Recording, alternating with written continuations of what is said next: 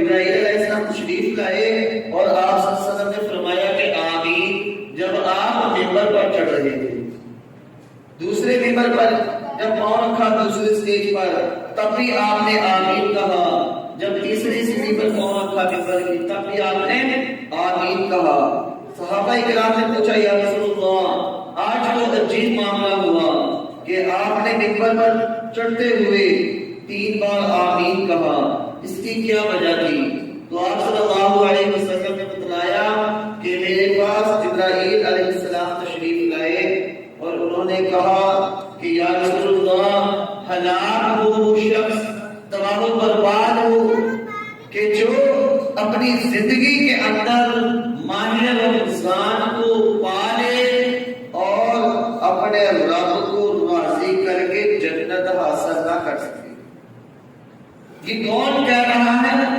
جبرائیل علیہ السلام جو تمام فرشتوں کے سردار ہیں وہ بددعا دے رہے ہیں ایسے شخص کو کہ جو رمضان تو اپنی زندگی میں پاتا ہے لیکن پھر بھی اپنے رب کو راضی نہیں کرتا. اور اس کے بعد آمین کہنے والی شخصیت وہ شخصیت ہے جو انبیاء کی سردار ہے، جسے امام الانبیاء کہا جاتا ہے. وہ اس بددعا میں آمین فرما رہے ہیں. تو ہمیں اس بات پہ غور کرنا چاہیے کہ یہ چھوٹی بات نہیں. آج ہمیں ایک عام شخص بھی بددعا دے تو ہم اس سے پوچھتے ہیں بھائی میں نے کیا جرم کیا ہے، آپ مجھے کیوں بددعائیں دے رہے ہیں؟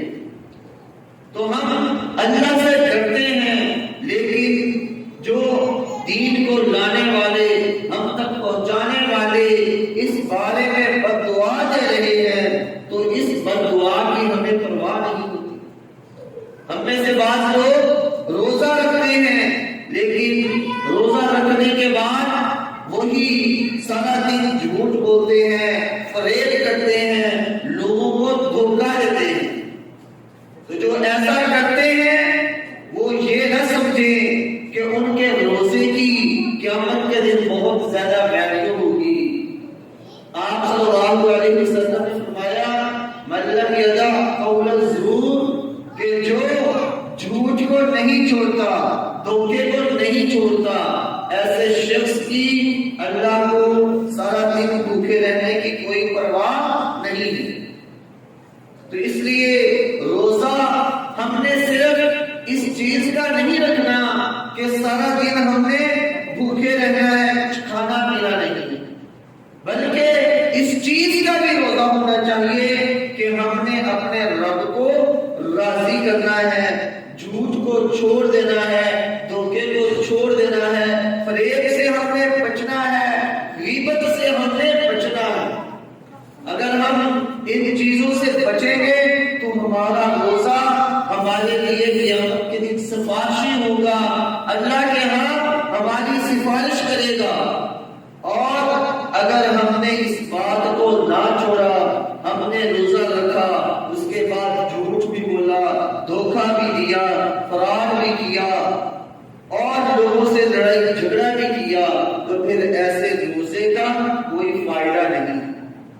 آپ صلی اللہ علیہ وسلم نے فرمایا کہ اگر تم سے کوئی لڑائی کرے تو نے روزہ رکھا ہوا ہے تو اس سے کہو بھائی اتنی صائم کہ میں روزے سے ہوں، میں تم سے لڑائی نہیں کرنا چاہتا، میرا روزہ ہے.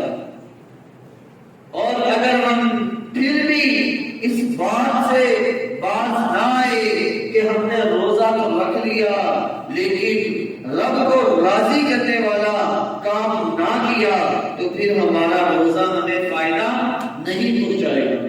ایک روایت کے اندر آتا ہے صحیح مسلم کی کہ آپ صلی اللہ علیہ وسلم نے ارشاد فرمایا جو بندہ اللہ کی راہ میں ایک روزہ رکھتا ہے، پورے 30 دنوں کے نہیں، صرف ایک اللہ کی راہ میں روزہ رکھتا ہے، اس کا مقصد اللہ کو خوش کرنا ہوتا ہے، تو اللہ تبارک و تعالیٰ اسے 500 سال کی مسافت تک اس کے چہرے کو جہنم سے دور کر دیتی ہے۔ پوری دنیا اگر گھوم لی جائے تو 500 سال نہیں لگے گی، لیکن 500 سال کی مسافت سے اس سے جہنم دور ہو جائے گی۔ اللہ اکبر۔ تو ہمیں روزہ رکھنا ہے، ایسا روزہ کہ جس سے ہم سے رب بھی راضی ہو اور ہمارا روزہ بھی ہمیں قیامت کے دن فائدہ پہنچائے۔ اللہ تبارک و تعالیٰ سے دعا ہے